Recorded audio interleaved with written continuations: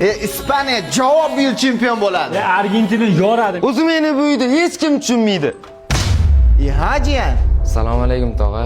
To'xta bolam. Voy ukajonlarim. Opa tinchlikmi o'zi? Ha, jiyaning o'qiyman deydi. Hozir sharoit yo'q desam, dadam rahmatli tirik bo'lganda o'qitardilar deb arazlab chiqib ketdi. Voy choy tugabdi, o'tirib turinglar. Men hozir damlab kelaman. Voy ukajonlarim, ey. Xo'sh.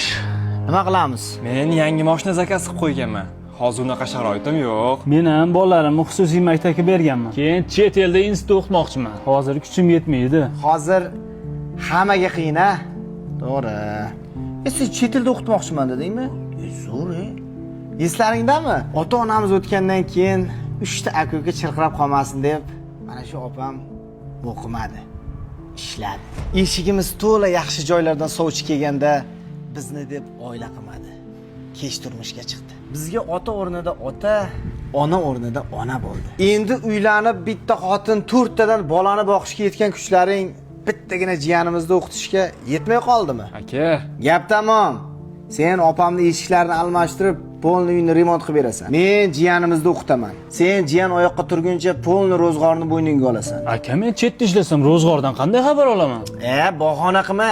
Ana Milliy pay ilovasi orqali Rossiyadan O'zbekistonning barcha kartalariga pul jo'natsa bo'ladi.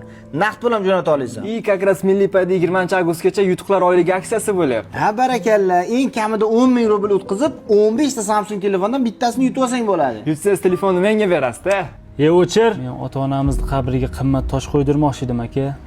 Ukalar, hozir ota-onamiz tirik bo'lganlarida ularni qabrlariga tilla tosh olganimizdan emas. Mana shu mushtipar opamizni kosasiga bir-birda go'sht solganimizdan xursand bo'lgan bo'lishardi. Ukalari uchun o'z bolaligidan voz kechib, ikkinchi onaday bo'lgan opalarimiz omon bo'lsin deganlar bitta like bosib qo'yamiz. Eng yaqin insonim o'zingiz opa.